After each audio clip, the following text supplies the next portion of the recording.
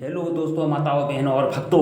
आज का जो प्रसंग है, गुरुदेव अनुदाचार्य जी ज्ञान के विषय में बताते हैं। और ज्ञान के विषय में गुरुदेव अनुदाचार्य जी कहते हैं कि 1 करोड़ सूर्य की प्रकाश में जितना पावर होती है, उतना ही पावर एक ज्ञानी व्यक्ति में जिसको ज्ञान प्राप्त है, तो उतना ही पावर होती है। दोस्तों, आज की प्रसंग हम आपको शुरू करें, आपको बताएं, इससे पहले हम आपसे निवेदन करते हैं कि वीडियो को आप लाइक कर दीजिए। और ये भी निवेदन करते हैं कि आप आज वीडियो को अंत तक देखिएगा और आपको बहुत ही आज ज्ञान की बातें सुनने को मिलेंगी दोस्तों। तो हेलो दोस्तों, मैं अपने गुरुदेव सब बाबा के चरणों में दंडवत प्रणाम करता हूँ। आप सभी को नमस्कार, प्रणाम, जोहार करता हूँ।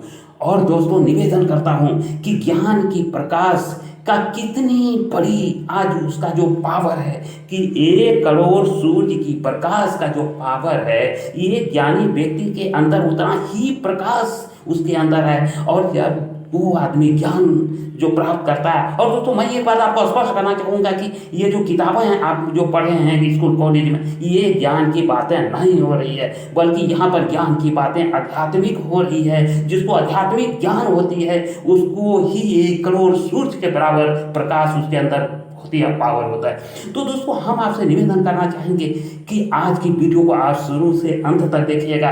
और आज आपको बहुत ही बेजोड़ प्रसंग नजर आएगा दोस्तों, और इंफॉर्मेटिव भी लगेगा, यूजफुल लगेगा, और साथ ही साथ ज्ञानवर्धक। तो दोस्तों, चलिए वीडियो क्लिप। जब उतरी ही नहीं तो नशा लगेगा कैसे? उसी प्रकार सत्संग अपना प्रभाव तब दिखाता है जब वो अंदर जाए, उतरे चरित्र में। अब सत्संग आपने किया तो बहुत है, पर वो उतरा नहीं, आपके जीवन में आपने उसे लागू नहीं किया, तो कितना भी सत्संग कर लो, क्या फायदा उसका? इसीलिए जो ज्ञान की चर्चाएं हैं, वो केवल पड़ोसन को बताने के लिए नहीं है, वो हमारे जीवन में उतारने के लिए। उतारिए। यदि आप इन बातों पे अमल करेंगे, तो मैं आपको कहता हूं, आपके जिंदगी का 99% दुख अपने आप मिट जाएगा। बस 1% दुख रह जाएगा, और वो 1% दुख भी इस बात का रहेगा कि प्रभु मेरी जिंदगी बीत रही है, आपका दर्शन नहीं हुआ। यदि आपका रोना भगवान के लिए है, तब तो आप जीत गए। और आप मनुष्य का तन पाना अर्थात ईश्वर को प्राप्त करने के लिए प्राप्त करना है। यदि इस शरीर से परमात्मा को पा लिया, तब तो मानव जन्म सार्थक है। और यदि नहीं पाया, तो फिर हार गए, जंग हम हार गए। तो हमारा सांसारिक दुख मिट जाएगा उस दिन, जिस दिन हम ज्ञान को धारण कर लेंगे। ज्ञान बहुत बड़ा प्रकाश है। अरे सूर्य इतना प्रकाशित नहीं है, सूर्य का प्रकाश भी इतना पावरफुल नहीं है जितना पावरफुल ज्ञान का प्रकाश है। ज्ञान का प्रकाश तो सूर्य के कोटि सूर्य समप्रभा लिखा है भागवत जी में। 1 करोड़ सूर्य और एक ज्ञानी व्यक्ति एक बराबर। 1 करोड़ सूर्य की तरह एक ज्ञानी व्यक्ति होता है। आप लोगों के अंदर ना जो ज्ञान का बल्ब है बुझा हुआ है, जिस दिन ज्ञान का बल्ब जल जाएगा, तो कोई प्रभाव नहीं पड़ेगा किन्हीं किन्हीं की बातों से। अब कल हमने आपको सुनाया कि दक्ष प्रजापति ने भरी सभा में शंकर जी को गालियां दी, अपमान किया, पर शंकर जी को गुस्सा आया। शंकर जी का मुंह बिगड़ा, हमें गालियां दे रहा लोग। क्यों? क्योंकि उनके अंदर के ज्ञान के सारे दिए जल चुके थे, ज्ञान का बल्ब जल रहा है। और हम लोगों की ज्ञान का बल्ब बुझा हुआ है, तो हमें कोई एक गाली दे दे तो हम परेशान हो जाते हैं, क्योंकि हमारे अंदर ज्ञान है ही नहीं, हम ज्ञान से शून्य हैं। मैं आध्यात्म ज्ञान की बात कर रहा हूँ, आपके जर्नल नॉलेज की बात नहीं कर रहा हूँ। ज्ञान भी कई प्रकार का, ज्ञान की भी वैरायटियां होती हैं। मैं उस ज्ञान की बात करता हूँ जिस ज्ञान से आपका सदा सदा के लिए रोना मिट जाए, सदा आपके होंठों पे प्रसन्नता, जब भी आपको देखे तो एक अलग सी मुस्कान आपके चेहरे पे दिखी बनेगी। आप कभी मंदिर जाकर देखें तो राधा कृष्ण मुस्कुरा रहे हैं, सीताराम मुस्कुरा रहे हैं। किसी भी मंदिर जाइए, देवी देवताओं को देखिए, सदा मुस्कुरा रहे हैं। क्यों? क्योंकि उनके अंदर ज्ञान का लाइट, ज्ञान का बल्ब जला हुआ है। और आदमियों को देखो, जब भी देखो क्या, अरे बड़े परेशान, बड़े परेशान है। जब भी देखो, जब भी सुनो, जब भी बोलो, जब भी मिलो, बड़े परेशान है, रो रहे हैं, दिन रात रो रहे हैं, ना नींद आ रही है, करवट बदल रहे हैं, उल्लू की तरह ताक रहे हैं बस। क्योंकि इनके ज्ञान का बल्ब बुझा हुआ है, अज्ञानी है ये। भक्तों, अभी आपने सुन पा रहे थे कि ज्ञान की बल्ब जिसके अंदर जल जाता है तो वो आदमी को गाली दे या उस आदमी के सामने कुछ भी बके उसे गुस्सा नहीं आती। उदाहरण देते हुए गुरुदेव अनुदाचार्य जी महाराज कहते हैं कि भोले बाबा को जब दक्ष प्रजापति जो उसका ससुर हुआ करते थे उन्होंने गाली दिया तो क्या उसे प्रभाव पड़ा? तो कहा जाता है कि नहीं पड़ा। क्यों नहीं पड़ा? क्योंकि उनका जो है बल्ब ज्ञान का जल चुका था। दोस्तों, उसी तरह अगर आपका ज्ञान का बल्ब जल जाएगा तो ये दावे के साथ कहा जा सकता है कि आपको इस संसार में जो ये माया में जो गठित हो रही है घटना, ये इसका प्रभाव आपके ऊपर नहीं पड़ेगा। और दोस्तों, अभी अभी यही बात गुरुदेव अनुदाचार्य जी महाराज समझाना चाहते हैं कि जो सत्संगी है अगर वो भी कोई घटना होने के बाद वो दुखी होता है या रोता है तो फिर जो सत्संगी नहीं है उसमें अंतर क्या रह गया? दोस्तों, जो सत्संगी नहीं है वो कुछ भी घटित होने के बाद रोता है, उसमें उदाहरण भी देता है दोस्तों, लेकिन जो सत्संगी है वो भी अगर उसके साथ मिल के रो रहा है तो यही बात कहना है कि ज्ञान का प्रकाश उसके अंदर नहीं जला है। जिस दिन ज्ञान की प्रकाश उसके अंदर जल जाएगा उस दिन इस संसार का 99% दुख से वो दूर हो जाएगा, परे हो जाएगा, ऐसा गुरुदेव अनुदाचार्य जी का कहना है। दोस्तों, अभी जो मैं एक बेहद बेजोड़ क्लिप आपको सुनाने वाला हूँ वो क्लिप आप जरूर सुनिएगा पूरा, और निवेदन करता हूँ कि वीडियो को पूरे देखिएगा। दोस्तों, अभी तक वीडियो आपको थोड़ी पसंद आ रही है वीडियो को लाइक कर दीजिए, चैनल को सब्सक्राइब कर दीजिए।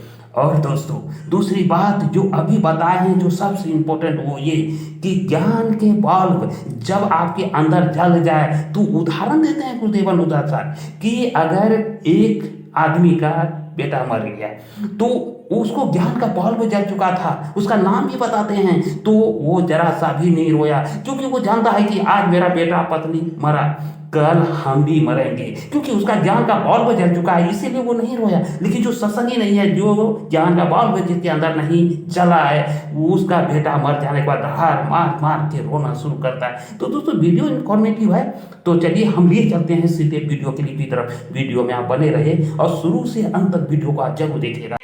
प्रवेश कर जाएगी। ज्ञान बहुत बड़ी चीज है। उस दिन आपका रोना सदा सदा के लिए मिट जाएगा। और जब भी आप देखेंगे, जब भी आपको कोई देखेगा तो लोग यही कहेंगे वो फलाना व्यक्ति तो हमेशा मुस्कुराता ही रहता, हंसता ही रहता, प्रसन्न, हर हाल में प्रसन्न। नरसिंह मेहता की पत्नी मर गई, प्रसन्न है। नरसिंह मेहता का बेटा मर गया, वो प्रसन्न है। अब बताओ, किसी का बेटा मर जाए तो आदमी रो रो के घर भर दे, और नरसिंह मेहता का बेटा मर गया, नरसिंह मेहता जी प्रसन्न है। क्यों? क्योंकि उनके अंदर के ज्ञान का दीपक जल चुका था। ज्ञान क्या है? क्या आपको पता नहीं है कि एक दिन आप मरेंगे? क्या आपको पता नहीं है कि एक दिन आपकी पत्नी मरेगी? क्या आपको पता नहीं है कि एक दिन आपका पति मर जाएगा? अरे सबको सब चीजें पता है, पर फिर भी आदमी अज्ञान में रहना चाहता है, वो ज्ञान की तरफ जाता ही नहीं है। क्या बेटा मर गया जवान, किसी ने कहा नरसिंह जरा रो तो लो, सब रो रहे हैं, तुम्हारा जवान बेटा मरा, तुम रोते नहीं हो। नरसिंह जी बोली रोना, नरसिंह जी बोले रोना किस बात का, ये तो भगवान की कृपा है। कृपा कैसी है? बोले अभी तक मुझे बच्चे को संभालने के लिए थोड़ी सी जिम्मेदारी थी, परमात्मा ने मुझे उस जिम्मेदारी से मुक्त कर दिया। अब मैं सदा भगवान का चिंतन करूंगा। और मेरा बेटा कहीं गया थोड़ी है, भगवान ने क्या था, भगवान ने बुला लिया, मैं भी वहीं से आया हूं, मैं भी एक दिन, आज बेटा चला गया कल मैं जाऊंगा, रोना किस बात का?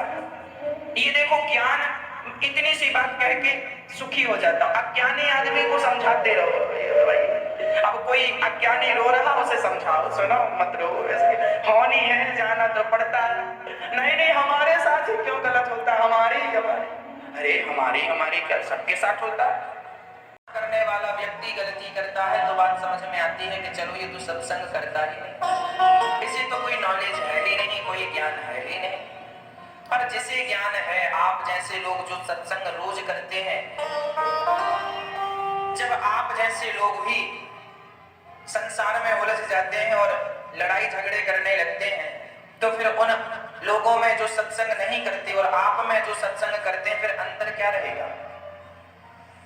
आज लोगों की भगवान के भक्तों के प्रति आश्रद्धा क्यों है? आज बहुत सारे लोग जो भगवान को मानते हैं, जो लोग कथा सुनते हैं, आप जो कथा सुनते हैं, आप जो भगवान को मानते हैं, आपके बारे में वो लोग जो भगवान को नहीं मानते, जो कथाएं नहीं सुनते, वो लोग क्या कहते हैं? अरे ये तो ढोंगी है, ये तो पाखंडी है, ये तो ऐसी है। उसका कारण ये है कि चलो एक उदाहरण से मैं आपको समझाता हूं। एक घर में किसी जो व्यक्ति मंदिर नहीं जाता, सत्संग नहीं करता, उसके घर में बेटा मर गया। तो माँ बाप चीख चीख कर रोने लगे, हे भगवान बेटा चला गया, बेटा चला गया, बेटा। भाई वो लोग सत्संग नहीं करते हैं, भगवान को नहीं मानते, उनका रोना ठीक है क्योंकि वो अज्ञानी है। परंतु सत्संग करने वाला व्यक्ति जो भगवान पे बड़ा विश्वास रखता है और भगवान की भक्ति और सत्संग सारा उसे ज्ञान है कि संसार में जो आया है उसे एक दिन जाना है। सत्संग करने वाले व्यक्ति का भी कोई अपना गुजर गया तो वो भी वैसा ही रो रहा है जैसा वो अज्ञानी रो रहा था। तो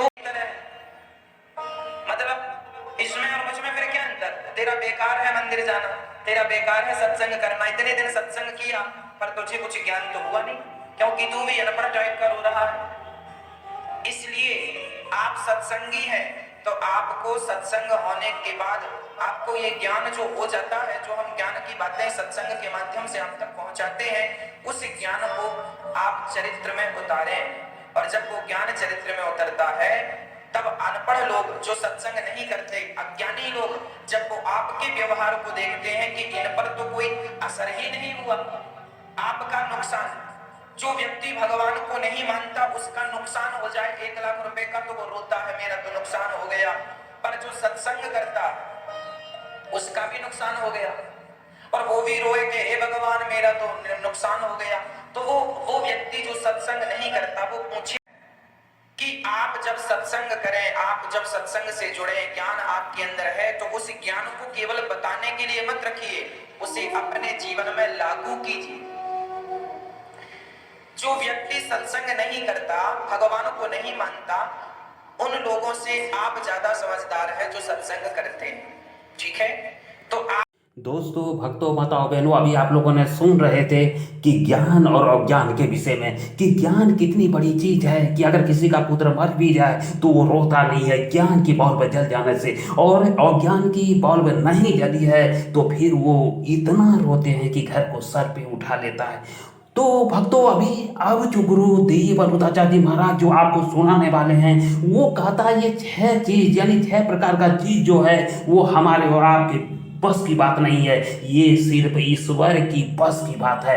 तो दोस्तों, ये 6 चीज क्या है? अगर आप पूरे मन से अगर आप सुनेंगे ना तो आपको आज बहुत फायदा मिलने वाला है। तो हम उम्मीद करना चाहेंगे आपसे कि आज का वीडियो आप शुरू से अंत तक जरूर सुने दोस्तों। और चलिए हम बिना देर किए आपको लिए चलते हैं वीडियो क्लिप की तरफ। तो दोस्तों, वीडियो में आप करता है वो जानता है कि 6 चीजें मेरे हाथ में नहीं है, ईश्वर के हाथ में। देखो सत्संग में क्या सुनने को मिलता है, मैं सुनाता हूँ। सत्संग में क्या होता है जरा सुनिए। सुनहु भरत भावी प्रबल, मैं 6 बातें आपको समझा रहा हूँ, जीवन भर काम आएंगी। सुनहु भरत भावी प्रबल, बिलख कहूँ मुनिनाथ, हानि लाभ जीवन मरण यश अपयश विधि हाथ। ये 6 चीजें विधाता के हाथ में है, ये आप लोग जान लीजिए, समझ लीजिए और इस बात को समझ करके आनंद से रहा करिए हर हाल में, जैसे रखे राम जी में बस। ये सत्संग करोगे तो आपके अंदर का अज्ञान मिटेगा और अज्ञान मिटेगा तो आपका रोना भी मिट जाएगा। फिर संसार के लोगों की तरह आपका व्यवहार नहीं होगा, आपका व्यवहार अलग होगा। लोग आपसे सीखेंगे कि देखो ये आदमी तो हर हाल में प्रसन्न रहता है, अरे होठों पे मुस्कान बनी रहे, यही तो सत्संग का फल है। हर हाल में हम मुस्कुराते ही रहें, यही तो सत्संग का प्रभाव है। अब सत्संग ना करने वाला रो रहा है और सत्संग करने वाला भी रोए तो फिर दोनों में अंतर क्या है? इसलिए हानि, यदि हानि हो जाए, कोई प्रकार की हानि हो जाए, तो समझ लेना चाहिए कि वो मेरे बस की नहीं थी, वो होना था, हो गई। लाख रुपए का नुकसान हुआ, 50,000 का नुकसान, जो होना था वो हो गया। अब उसके लिए जो हो गया उसके लिए शोक करने से क्या मिलेगा? क्या पूर्ति हो जाएगी? तोले की सोने की चैन थी, 5 तोले की थी महाराज, 5 तोले की थी, 5 तोले की थी, तो क्या तुम्हारे रोने से वापस आ जाएगी? या तो फिर इतनी महंगी चैन पहनो मत, और पहने हो तो गुम जाएगी। ये तो सत्य है कि जो आपके पास है वो एक दिन मिटेगा, नष्ट होगा। सोने की चैन नहीं, ये तुम्हारे हाथ पांव भी एक दिन काम करना छोड़ देंगे। किस किस बात पे तुम रोने बैठोगे? और रोने बैठोगे तो फिर रोते रहो जीवन भर। या तो सोने की चैन पहनो मत, और पहनो तो दिल बड़ा रखो कि गिर जाए, चोर ले जाए तो हम मुस्कान ही रखेंगे, रोएंगे नहीं। ये सेट कर लो अपने माइंड में। कौन कहता है पहनो? और पहनोगे तो गिरेगी या चोर ले जाएगा, या सुरक्षा रखो फिर उस चीज की। शरीर में ताकत रखो कि चोर को पकड़ के 2-4 थप्पड़ जमा सको, छीन सको वापस। हाँ, तो ये सब होगा, नहीं चाहेंगे तो नहीं होगा। हानि लाभ, आज आपको कितना पैसा मिला, कितना लाभ, 1 लाख का फायदा हुआ, 10 लाख का फायदा हुआ आपका, ये लाभ भी आपके बस में नहीं है भाई। आप तो मेहनत रोज करते हैं, पर लाभ तो कभी कभी होता है। एग्जाम तो बच्चों ने कितने दिए, पर कोई कोई एग्जाम निकलता है। लाभ तो कभी कभी होता है। इसका अर्थ यह है कि लाभ तुम्हारे और हमारे हाथ में नहीं है, ईश्वर के हाथ में है। हानि तुम्हारे और हमारे, हम थोड़ी चाहते हैं कि हमारा नुकसान हो, पर कभी कभी हो जाता है। तो ये हानि ईश्वर के हाथ में है, लाभ ईश्वर के हाथ में। हानि लाभ। तीसरा, जीवन, ये जिंदगी ईश्वर के हाथ में है। मैं कब पैदा होऊंगा, क्या खाऊंगा, क्या नहीं खाऊंगा, किस दिन खाऊंगा, किस दिन नहीं खाऊंगा, ये सब विधाता के हाथ में है। और मेरी मृत्यु चौथा, हानि पहला, लाभ दूसरा, जीवन तीसरा हाथ में है। कहाँ तुम्हारा जन्म होगा, कब तुम्हें मरना है, जिस दिन हमने जन्म लिया था उसी दिन परमात्मा ने वह डेट भी निश्चित कर दी थी कि किस तारीख को कितने बज के कितने मिनट में तुम्हें मरना है। मेरी मृत्यु की तारीख निश्चित है, हाँ मुझे नहीं पता, ये अलग विषय है। आप लोगों के भी मृत्यु की तारीख बिल्कुल निश्चित है, 1 सेकेंड भी लिखा है कि 5:05 में मरना है। किस तारीख को मरना है ये विधाता की डायरी में लिखा है, मुझे नहीं पता, लेकिन लिखा जरूर है। मेरा जिस दिन जन्म हुआ उसी दिन मृत्यु की तारीख भी निश्चित हो गई। इसीलिए कब आ जाए वो डेट मृत्यु की, जब तक नहीं आ रही है तब तक खूब आनंद से हंस लो, मुस्कुरा लो, परोपकार कर लो, समाज में सेवा कर लो, अच्छाई कर लो। बुराई करने के लिए तो बहुत जन्म पड़े हैं, है ना। तो जन्म और मृत्यु विधाता के हाथ में है। पांचवा, यस, आपका कितना नाम होगा आज नाम कमाने के लिए, लेकिन कई बार तो मर जाते हैं स्टंट करने में। आपने देखा होगा कई बच्चे गाड़ी चलाते हैं तो एक चक्का उठा लेते हैं आगे का, बड़ी तेज गाड़ी चलाते हैं, कई बार डिवाइडर से टकरा जाते हैं, मर जाते हैं। वो सब ये क्यों करते हैं? नाम के लिए, कि मेरा भी नाम हो जाए, कि देखो मैं भी इतना बड़ा स्टंट कर लेता हूं। तो ये जो तुम्हारा नाम है ना, ईश्वर की कृपा होगी तो तुम्हारा नाम भी होगा। यस, यस किसके हाथ में है? ईश्वर के हाथ में। इसीलिए आप अपना कर्म ईमानदारी से करते रहो, अपने आप आपके यश की पताका फहराने लग जाएगी। यश आप अपना चाहते हो तो केवल परोपकार कीजिए, अच्छे काम कीजिए, अपने आप आपका यश होगा, कीर्ति बढ़ेगी। और अपयश, बदनामी, ये बदनामी, कोई कहता है कि फलाने ने हमें बदनाम कर दिया, ना जी, कोई किसी को बदनाम नहीं। परमात्मा की नजरों से गिर जाते हो तो परमात्मा दंड कैसे देता है? परमात्मा किसी को, त्रेता युग में तो राम जी धनुष बाण से मारते थे रावण को, इस कलयुग में राम जी धनुष बाण से नहीं मारते। ज्यादा तुम अभिमान करोगे, ज्यादा तुम गलत काम करोगे तो भगवान थोड़ा सा घुमाएंगे, बदनामी हो जाएगी। ये जो बदनामी है, किसी की बदनामी हो जाए ना तो साहब सबसे बड़ा दुख होता है बदनामी का, बड़ी पीड़ा होती है। तो ये जो नाम है, बदनामी है, ये सब परमात्मा के हाथ में है, मेरे हाथ में कुछ नहीं है। मेरे हाथ में सिर्फ एक चीज है, मैं केवल भगवान का चिंतन करूं, मैं केवल इन हाथों से सेवा करूं, मैं केवल सच्चे मार्ग में चलूं, ये सब मेरे हाथ में है। बाकी 6 चीजें परमात्मा के हाथ में है। पर आदमी उल्टा करता, नाम जपता नहीं है, पुण्य करता नहीं है, बस मेरा नाम हो जाए। अरे भाई, ये सब विधाता के हाथ में है, उनकी चीजें हैं, उन्हें करने दो। चीजों में बिल्कुल परेशान नहीं होना है। भगवत चिंतन करिए, भगवान का नाम जपिए, आपका कल्याण होगा। श्री ध्रुव जी महाराज को उपदेश दिया उनके दादाजी ने, मनु जी ने। हमें भी अपने बच्चों को उपदेश करते रहना चाहिए। आप भी सत्संग करते रहेंगे तो आपका भी दुख कम ही रहेगा। अज्ञानियों की तरह रोया ना करो, अज्ञानियों की तरह पागल ना बना करो। सत्संग करते हो आप लोग, जरा समझदारी से रहा करो। अरे सत्संग ना करने वाले लोग झगड़ा करें तो बात समझ में आती है, पर जो सत्संग करने वाले लोग हैं वो भी झगड़ा करने लगे तो भाई ये तो बिल्कुल समझ के परे है। थोड़ी तो समझदारी होनी, यही तो सत्संग है। पर आज उल्टा होता है, इस कान से सुना, इस कान से निकाल दिया। ऐसा नहीं करना चाहिए। दोस्तों, माताओं, बहनों और भक्तों, ये 6 चीज का जो है ये प्रभु के हाथ में है। ये 6 चीज का उपयोग आप कदापि अपने मन से नहीं कर सकते हैं। 6 चीज का विवरण गुरुदेव अनुताचार्य जी बड़ी विस्तृत से बताए हैं, जिसमें लाभ हानि से लेके बहुत सारे हैं। आप लोग ध्यानपूर्वक सुने होंगे, तो ध्यानपूर्वक आपने पूरी वीडियो को सुने, इसके लिए हम आपको दिल से धन्यवाद, आभार। और दोस्तों, इसी तरह का वीडियो लेकर हम फिर हाजिर होंगे। तब तक के लिए दोस्तों विदा लेना चाहूँगा। जय हिंद, जय भारत, जय